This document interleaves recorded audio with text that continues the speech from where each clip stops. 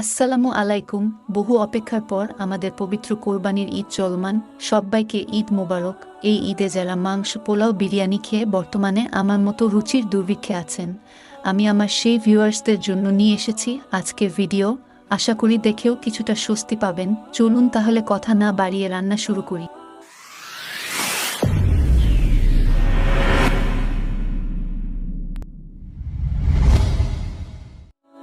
প্রথমে একটি চুলায় আমি ফ্রাই প্যান বসিয়ে রেখে সরিষার তেল গরম করতে দিয়েছিলাম। আমার বাসায় রেগুলার রান্নায় আমি সরিষার তেল ইউজ করি। আপনারা আপনাদের বাসায় রান্নার যে কোনো তেল ইউজ করতে পারেন। আগেই আমি কিছু ইলিশ মাছ লবণ, হলুদ গুঁড়া এবং সামান্য মরিচের গুঁড়া দিয়ে ম্যারিনেট করে রেখেছিলাম।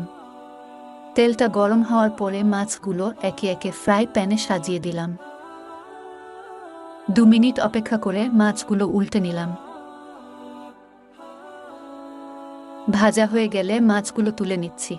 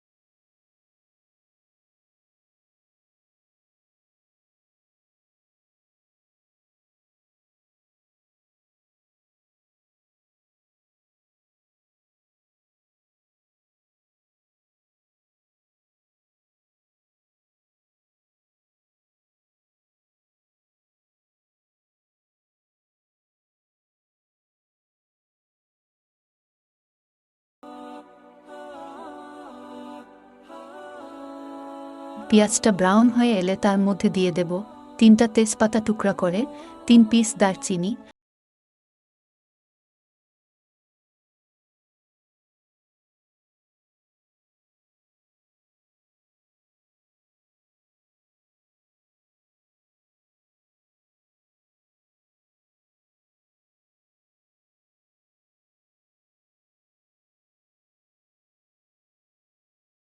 আদা, রসুন, পেঁয়াজের সাথে কষাতে কষাতে সুন্দর একটা ঘ্রাণ বের হলে ম্যারিনেট করা মাংস দিয়ে দেব।